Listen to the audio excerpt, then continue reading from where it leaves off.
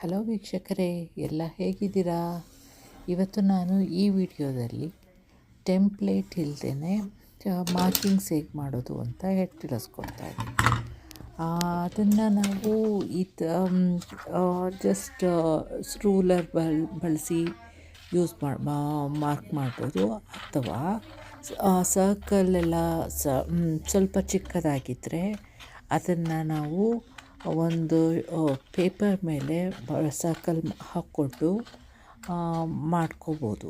ಅದು ಸ್ವಲ್ಪ ಈಸಿ ಅನ್ನಿಸ್ತು. ಯಾಕೆ ಅಂತಂದರೆ ಯೂಶ್ವಲಿ ಸೆಂಟ್ರ್ ಪಾಯಿಂಟ್ ಮಾರ್ಕ್ ಮಾಡ್ಕೊಳ್ಳೋದು ಸ್ವಲ್ಪ ಕಷ್ಟ ಆಗುತ್ತೆ.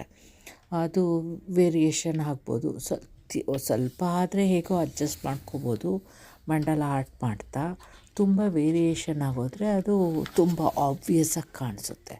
ಅದಕ್ಕೆ ನಾನು ಏನು ಮಾಡ್ತಾಯಿದ್ದೀನಿ ಅಂದರೆ ಸರ್ಕಲ್ನ ವೈಟ್ ಶೀಟಲ್ಲಿ ಟ್ರೇಸ್ ಮಾಡಿಕೊಂಡು ಅದನ್ನು ಕಟ್ ಮಾಡಿಕೊಂಡೆ. ಅದನ್ನು ನಾನು ಕಾಲು ಭಾಗದಷ್ಟು ಮಡಿಸ್ಕೊಂಡೆ, 4 ಭಾಗಗಳಾಗಿ. ಅದನ್ನು ಮತ್ತೆ ಪುನಃ ಮಡಿಸ್ಕೊಂಡಿದ್ದೀನಿ. ಈಗ ಅದನ್ನು ಏನು ಮಾಡ್ತೀನಿ ಅಂದರೆ ಈ ಸರ್ಕಲ್ ಇದು ರೌಂಡ್ ಇದರಲ್ಲಿ ಇಟ್ಕೋತೀನಿ.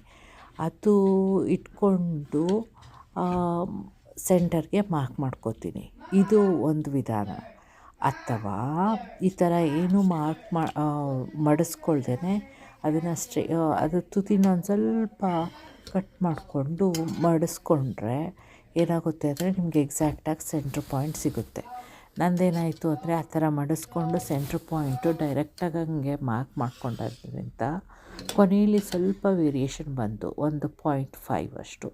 ಆದರೆ ಅದನ್ನೇ ಅಷ್ಟೊಂದು ವರಿ ಮಾಡ್ಕೊಳ್ಳಿಲ್ಲ. ಯಾಕೆ ಅಂತಂದರೆ ನನಗೆ ಕಾನ್ಫಿಡೆಂಟ್ ಇತ್ತು, ನಾನು ಮಾಡ್ತಾ ಮಂಡಲ ಆರ್ಟ್ನ ಇದರಲ್ಲಿ ಅದನ್ನು ಅಡ್ಜಸ್ಟ್ ಮಾಡ್ಕೋಬೋದು ಅಂತ. ಅದರಿಂದ ನಾನು ಅದನ್ನು ಸೆಂಟ್ರ್ ಪಾಯಿಂಟ್ನೇನು ಚೇಂಜ್ ಮಾಡೋಕ್ಕೆ ಹೋಗಲಿಲ್ಲ, ಹಾಗೆ ಇಟ್ಕೊಂಡೆ. ಸೆಂಟ್ರ್ ಪಾಯಿಂಟ್ ಆದಮೇಲೆ ಅದರಲ್ಲಿ ಒಂದು ಲೈನ್, ಸ್ಟ್ರೈಟ್ ಲೈನ್ ಹಾಕ್ಕೊಂಡು ಈಗ ಏನು ಮಾಡ್ತೀನಿ, ಫಸ್ಟು 1 ಸೆಂಟಿಮೀಟ್ರ್ ಇನ್ಕ್ರೀಸ್ ಮಾಡ್ತಾ ಸರ್ಕಲ್ಗಳನ್ನ ಹಾಕೋತಾ ಇದ್ದೀನಿ. ಫಸ್ಟು 1 ಸೆಂಟಿಮೀಟ್ರ್ ರೇಡಿಯಸ್ ತೊಗೊಂಡೆ, ಆಗ ಅದು 2 ಸೆಂಟಿಮೀಟರ್ ಸರ್ಕಲ್ ಬಂತು. ಆ 2 ಸೆಂಟಿಮೀಟರ್ ಸರ್ಕಲ್ಗೆ ನಾನು ಅದೇ ಟೂಲ್ಸ್ಗಳು ಲಾಸ್ಟ್ ವೀಡಿಯೋದಲ್ಲಿ ಹೇಳಿದ್ನಲ್ಲ, ಸಿಲಿಂಡ್ರಿಕಲ್ ರಾಡ್ಸ್ಗಳು, ಅದರಲ್ಲಿ ಲಾಸ್ಟ್ದು 2 ಗ್ರೀನ್ ಕಲರ್ದನ್ನು ಇಟ್ಕೊಂಡು ಅದನ್ನು ಹಾಕ್ಕೋತೀನಿ ಸೆಂಟರ್ ಡಾಟ್ನ. ಅದು 2 ಸೆಂಟಿಮೀಟರ್ ಆಲ್ಮೋಸ್ಟ್ ಇದೆ ಅಂತ ಹೇಳಿದ್ರೆ ಅದಕ್ಕೆ ಎಕ್ಸಾಕ್ಟಾಗಿ ಸರಿ ಹೋಗುತ್ತೆ. ಹೀಗೆ 1 ಸೆಂಟಿಮೀಟರ್ ಇದು ಈ ಸರ್ಕಲ್ದು ಡಯಾಮೀಟರ್ ಎಷ್ಟಿದೆ ಅಂದರೆ 20 ಸೆಂಟಿಮೀಟರ್ ಇದೆ. ತೀರಾ ದೊಡ್ಡದು ಅಲ್ಲ, ತೀರಾ ಚಿಕ್ಕದು ಅಲ್ಲ. ಇದು ಫಸ್ಟು ಇದು ಬಿಗಿನರ್ಸ್ ಆಗಿರೋದ್ರಿಂದ ತಿಳಿಸೋದಕ್ಕೆ ಎಲ್ಲದಕ್ಕೂ ಸ್ವಲ್ಪ ಈಸಿ ಆಗುತ್ತೆ, ತುಂಬ ಲಾಂಗ್ ಟೈಮು ತೊಗೊಳ್ಳಲ್ಲ. ಮತ್ತು ನನಗೆ ಏನು ಅಂತಂದರೆ ವಿಡಿಯೋ ಮಾಡೋದಕ್ಕೂ ಅಷ್ಟೊಂದು ಎಡಿಟಿಂಗ್ ಎಲ್ಲ ಇರಲ್ಲ. ಇದನ್ನು ಒಂದೇ ಇದರಲ್ಲಿ ನಾನು ಮುಗಿಸ್ಕೋಬೋದು. ಇದು ತುಂಬ ಶಾರ್ಟ್ ವಿಡಿಯೋ. ಇದೇನಕ್ಕೆ ಅಂತಂದರೆ ಮಾರ್ಕಿಂಗ್ದೆಲ್ಲ ಅಷ್ಟೊಂದು ಟೈಮ್ ತೊಗೊಳ್ಳಲ್ಲ. ಆದರೂ ನನಗೆ ಇದು ಸೂಕ್ತ, ಇದರಿಂದ ಎಲ್ಲ ಹೇಳೋದು ಬೆಟರು, ಹೇಗೆ ಮಾರ್ಕ್ ಮಾಡ್ಕೋತೀನಿ ಅನ್ನೋದು ಹೇಳಬೇಕಾಯಿತು. ಅದಕ್ಕೆ ಇದನ್ನೊಂದು ಶಾರ್ಟ್ ವಿಡಿಯೋ ಆಗಿ ಮಾಡಿದೆ. ಈ ಥರ ರೌಂಡಾಗಿ ಅದನ್ನು ತಿರುಗಿಸ್ಕೋಬೇಕು ಅಂತಂದರೂ ಲೇಝಿ ಸೂಸನ್ ಅಂತ ಸಿಗುತ್ತೆ, ಅದು ತೊಗೊಂಡು ಮಾಡಿದ್ರೆ ಈಸಿ. ಆದರೆ ಎಲ್ಲದನ್ನು ಒಂದೇ ಸಲ ತೊಗೊಂಡ್ರೆ ಅದು ನಿಮಗೆ ತುಂಬ ಎಕ್ಸ್ಪೆಂಡಿಚರ್ ಆಗುತ್ತೆ, ತುಂಬ ಖರ್ಚಾಗುತ್ತೆ. ಅದರಿಂದ ಇದು ರೌಂಡಾಗಿ ಹಿಂಗೆ ನೀವೇ ಕೈಯಲ್ಲಿ ಮಾಡ್ಕೊಳ್ಳೋದ್ರಿಂದ ಅದೇನು ಪ್ರಾಬ್ಲಮ್ಮು ಆಗಲ್ಲ, ನೀವೇ ಮಾಡ್ಕೋಬೋದು. ನಾನು ಹೇಗೆ ತಿರುಗಿಸ್ತಾ ಇದ್ದೀನಿ ಹಾಗೆ. ಇಲ್ಲಾಂದರೆ ನಿಮಗೆ ಕ್ರಾಫ್ಟಲ್ಲಿ ವುಡ್ ವರ್ಕಲ್ಲೆಲ್ಲ ತುಂಬ ಆಸಕ್ತಿ ಇದೆ, ನಿಮ್ಮ ಹತ್ರ ಇದೆ ಸಾಮಾನುಗಳು, ಎಲ್ಲ ಮಾಡ್ಕೋಬೋದು ನೀವೇ ಅಂತಂದರೆ ಅದು ವೆಲ್ ಆ್ಯಂಡ್ ಗುಡ್ಡು. ಹೀಗೆ ನಾನು ಸುಮಾರು ಒಂದು 9 ಸರ್ಕಲ್ಸ್ ಏನೋ ಹಾಕ್ಕೊಂಡೆ.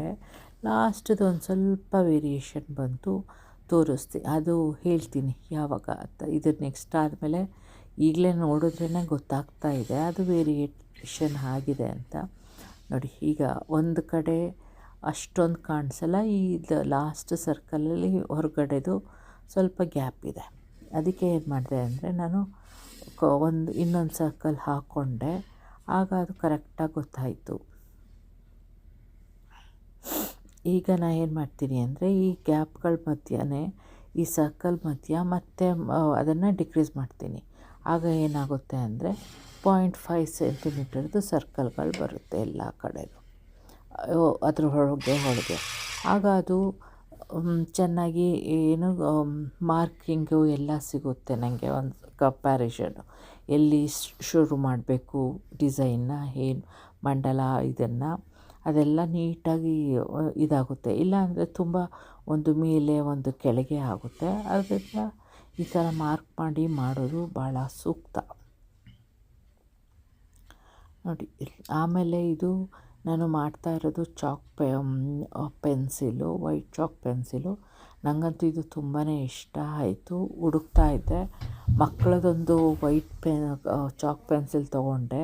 ಆದರೆ ಅದು ಅಷ್ಟೊಂದು ಇಷ್ಟ ಆಗಲಿಲ್ಲ, ತುಂಬ ವೇಸ್ಟ್ ಆಗೋದು. ಅದಕ್ಕೆ ನಾನು ಏನು ಮಾಡಿದೆ, ಏನೋ ಹೋಗಿದ್ದಾಗ ಆ ಶಾಪಿಗೆ, ಆರ್ಟ್ ಸಪ್ಲೈ ಶಾಪಿಗೆ ಇದು ಸಿಕ್ತು. ಸ್ವಲ್ಪ ಅದು ಕಾಸ್ಟ್ಲಿ ಅನ್ನಿಸ್ತು, $3 ಏನೋ, ಆದರೆ ಏನೋ ಕಡಿಮೆಗೆ ಏನೂ ಸಿಗಲ್ಲ ಇಲ್ಲಿ. ಅದನ್ನು ತೊಗೊಂಡೆ. ಆಮೇಲೆ ಈಗ ಇದೇ ಫಸ್ಟ್ ನಾನು ಯೂಸ್ ಮಾಡಿದ್ದು. ಇದರಲ್ಲಿ ಯೂಸ್ ಮಾಡ್ತಾನೆ ತುಂಬಾ ಇಷ್ಟ ಆಯಿತು. ಆಮೇಲೆ ಏನಷ್ಟು ವೇಸ್ಟು ಆಗಲಿಲ್ಲ, ಎಲ್ಲೂ ಬ್ರೇಕ್ ಆಗಲಿಲ್ಲ. ಆದರೆ ಅದು ಸರ್ಕಲ್ ಹಾಕ್ತಾ ಲೆಡ್ಡು ಶಾರ್ಪ್ ಇದ್ದರೆ ಬೆಟರು. ನಿಮಗೆ ಮಾರ್ಕಿಂಗ್ಸ್ ಎಲ್ಲ ನೀಟಾಗಿ ಸಣ್ಣದಾಗಿ ಬರುತ್ತೆ. ಇಲ್ಲ ಅಂತಂದರೆ ನೀವು ಸ್ಲ್ಯಾಂಟಾಗಿ ಇಟ್ಕೊಂಡ್ರೆ ಏನಾಗುತ್ತೆ, ಲೆಡ್ಡೆಲ್ಲ ತುಂಬ ಮಾರ್ಕಿಂಗ್ದು ಒಂಥರ ಸ್ಲ್ಯಾಂಟಾಗಿ ಹೋಗುತ್ತೆ, ಅದು ಒಂದೇ ಕಡೆ ಇದಾಗುತ್ತೆ. ಅದರಿಂದ ಅದನ್ನು ಸ್ಟ್ರೈಟಾಗಿ ಇಟ್ಕೊಂಡೆ ಮಾರ್ಕ್ ಮಾಡ್ಕೊಳ್ಳೋದು ಬೆಟರು.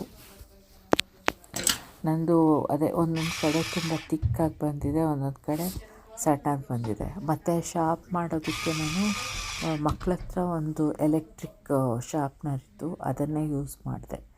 ಅದು ನೀಟಾಗಿ ಆಗ್ತಾಯಿತ್ತು, ಶಾರ್ಪ್ ಎಂಡ್ ಬರ್ತಾಯಿತ್ತು.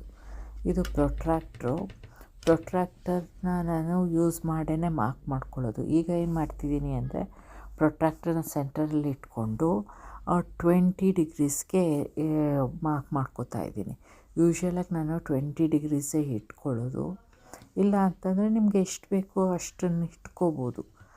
ನಾರ್ಮಲಾಗಿ 20, 30 ಅಷ್ಟೇ ಇಟ್ಕೊಳ್ಳೋದು. ಇನ್ನು ಮಿಕ್ಕದ್ದೆಲ್ಲ ಇಟ್ಕೊಂಡ್ರೆ ಜಾಸ್ತಿ ಅಂದರೆ 45, ಅದೆಲ್ಲ ತುಂಬ ಅಗಲ ಆದಕ್ಕೆ ಹೋಗುತ್ತೆ.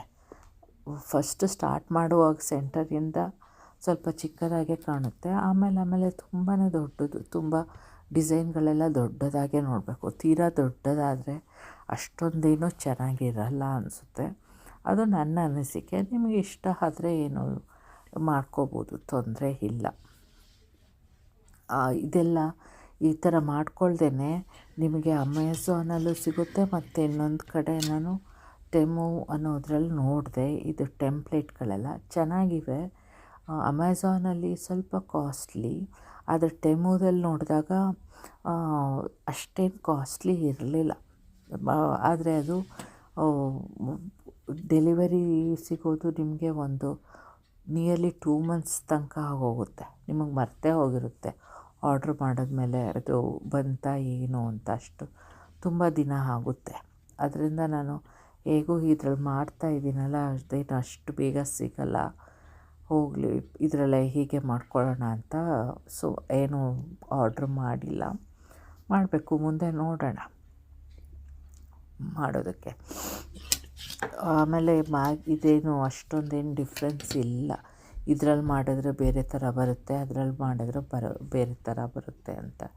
ಎಲ್ಲ ಮಾರ್ಕಿಂಗ್ಸು ಒಂದೇ ಥರ ಆಗಿರೋದ್ರಿಂದ ನೆಸೆಸಿಟಿ ಏನು ಇಲ್ಲ ಅನ್ನಿಸ್ತು. ಕಂಪಾಸು ಒಂದು ಸ್ವಲ್ಪ ಚೆನ್ನಾಗಿರೋದು ತೊಗೊಳ್ಳೋದು ಬೆಟರು. ಅಮೆಝಾನಲ್ಲಿ ಸಿಗುತ್ತೆ. ನಾ ಆರ್ಡ್ರ್ ಮಾಡಿದ್ದೀನಿ ಅಮೆಝಾನಲ್ಲಿ ಅಲ್ಲ, ಇಲ್ಲೇ ಲೋಕಲ್ದು eBay ಥರ. ಇಲ್ಲಿ ನನಗೆ ಒಂದು ಟ್ರೇಡ್ಮಿ ಅನ್ನೋದು ಇದೆ ಇಲ್ಲಿದು, ಅದರಲ್ಲಿ ಮಾಡಿದ್ದೀನಿ. ಫಸ್ಟ್ ಆರ್ಡ್ರ್ ಮಾಡಿದೆ, ಅದು ಕಂಪಾಸ್ ಬದಲು ಡಿವೈಡರ್ ಕಳಿಸಿದ್ರು. ಸೊ ಆಮೇಲೆ ಅವರು ಹೇಳಿದ್ಮೇಲೆ ಅವ್ರ ಹತ್ರ ಬರಲಿಲ್ಲ ಸ್ಟಾಕು, ಮತ್ತು ಅದಕ್ಕೆ ಈಗ ಬೇರೆ ಕಡೆ ಆರ್ಡ್ರ್ ಮಾಡಿದ್ದೀನಿ, ಬರುತ್ತೆ ಸದ್ಯದಲ್ಲೇ, ಮೇ ಬಿ ನೆಕ್ಸ್ಟ್ ವೀಕಲ್ಲಿ ಕಾಯ್ತಾ ಇದ್ದೀನಿ ಅದು ಬರೋದಕ್ಕೆ.